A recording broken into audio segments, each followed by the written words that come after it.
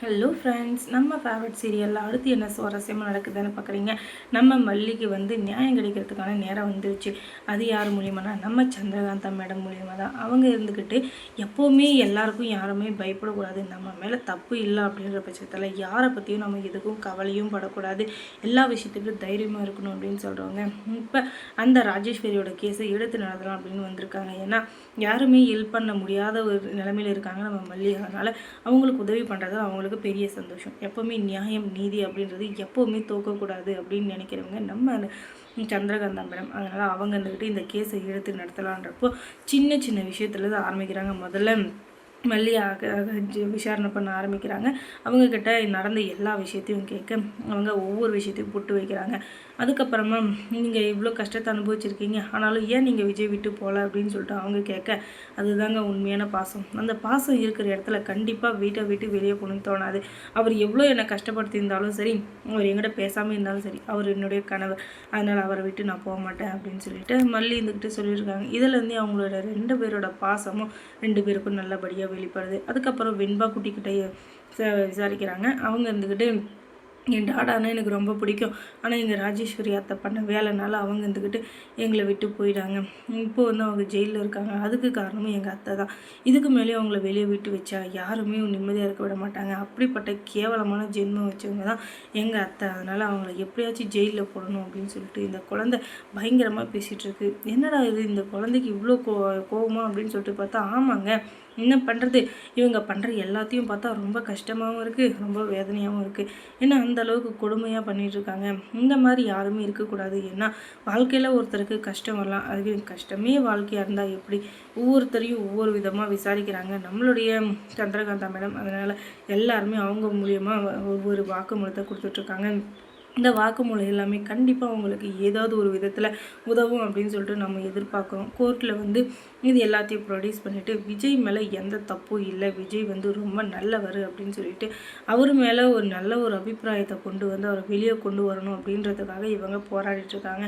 ஏன்னா நல்லவங்களுக்கு எப்பவுமே நல்லது தான் நடக்கணும், கெட்டது நடக்கவே கூடாது. அப்படின்னால 1000 குற்றவாளிகள் தண்டிக்கப்படலாம், ஆனால் ஒரு நிரபராதி கூட தண்டிக்கப்படக்கூடாது. அதுதான் இந்த உலகத்துடைய நீதி. அந்த நீதியை காப்பாற்றுறதுக்காக எத்தனை பேர் போராடுறாங்க அப்படின்னு சொல்லிட்டு பார்த்தீங்கன்னா, எத்தனையோ பேர் இருக்காங்க இந்த உலகத்தில். அத்தனை நல்ல உள்ளங்கள் இருக்கிற இடத்துல எந்த ஒரு பிரச்சனையுமே வராது.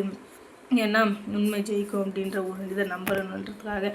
அதுக்கப்புறமா இங்கே இப்போ கடைசியாக ராஜேஸ்வரி அப்படின்ற ஒரு பூமட்டையை விசாரணை பண்ணுறாங்க. அவன் இருந்துக்கிட்டு எனக்கும் அதுக்கு சம்மந்தமே கிடையாது, என் தம்பி முழு சம்மதத்தோடு போட்டு கொடுத்தது தான் அந்த கையெழுத்து எல்லாமே, அதனால தான் இந்த சொத்து பத்து எல்லாமே என் பேரில் மாறிச்சு, அதனால் இப்போ நான் எல்லாத்தையும் அனுபவிச்சுட்ருக்கேனே தவிர மற்றபடி வேறு எதுவும் இல்லை, நான் யாரையும் ஏமாற்றவும் இல்லை அப்படின்னு சொல்லிட்டு இவ சொல்ல, நீ யாரையும் ஏமாற்றாமல் அவர் வீட்டை விட்டு வெளியே போயிட்டாரா, அது எப்படி, அவர் உன் பேரில் எல்லாத்தையும் எழுதி வச்சாலும் அவரும் இந்த பிஸ்னஸில் ஒரு பங்கு தான் இருப்பார், ஆனால் அது ஏன் வெளியே விட்டு போனார், அதுவும் இல்லாமல் மல்லி, விஜய், வெண்பா இவங்க 3 பேருமே வீட்டில் இல்லை, அதுக்கு முன்னாடி இருந்த உங்கள் பெரியம்மா, அதுக்கப்புறம் உன் தங்கச்சி அப்படின்னு சொல்லிட்டு யாருமே இங்கே இல்லை. இத்தனை பேரையும் வீட்டை விட்டு நீ துரத்திட்டு மொத்த சொத்தையும் நீயே அனுபவிக்கணும்னு நினச்சிருக்க, அதுவும் எப்படி, எவ்வளோ கேடி வேலை, எவ்வளோ கில்லாடி வேலை, என்னென்ன உன்னால் பண்ண முடியுமோ அத்தனை வேலையும் பண்ணி நீ இப்படி பண்ணியிருக்க.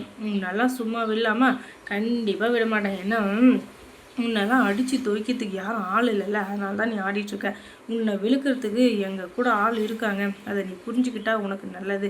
இல்லை அடித்து துவைச்சி காய போட்டு நானே தரத்தரன்னு எடுத்துன்னு போயிடுவேன். ஒழுங்கு மரியாதையே உண்மையை சொல்லணும், நான் உண்மையெல்லாம் சொல்ல முடியாது. ஏன்னா நான் எந்த தப்பும் பண்ணல, நான் ஏன் பயப்படணும் அப்படின்னு சொல்லிட்டு சொல்ல, நீ பயப்பட்டாலும் சரி பயப்படனாலும் சரி அதை பற்றி எனக்கு கவலை இல்லை, ஆனால் இப்போ நீ என் கூட வர அப்படின்னு சொல்லிட்டு இவன் மேலே இருக்கிற தப்பு எல்லாமே ப்ரூவ் ஆகிடுது. கோர்ட்டில் போய் அவங்க எல்லா இதையும் ஆதாரத்தையும் நிரூபிச்சிடுறாங்க. அதுக்கப்புறமா ராஜேஸ்வரி தூக்கி ஜெயிலில் போட்டுறாங்க. அதுக்கப்புறம் நீ பார்த்தியா எவ்வளோ அடம்பிடிச்ச ஜெயிலுக்கு வரமாட்டான்னு, ஆனால் கண்ணை திறக்கிறதுக்குள்ளே எல்லா இதுலேயும் நீ மாட்டிக்கிட்ட, அதுவும் எப்படி நீ தான் குற்றவாளின்றதை தெரிஞ்சுக்கிட்டு இப்போ விஜயும் அவன் மனைவியும் அவன் குழந்தைன்னு சொல்லிட்டு ரொம்ப சந்தோஷமாக இருக்காங்க. ஆனால் நீ எல்லாரையும் ஏமாற்றி பிடுங்கி சம்பாதிச்சு அப்படி பண்ணி இப்படி பண்ணி கடைசியில் யாருமே உனக்கு உதவி பண்ணுறதுக்கு இல்லாமல் ரோடில் நின்றுட்டுருக்க, இதுக்கப்புறம் ஜெயிலில் இருக்க.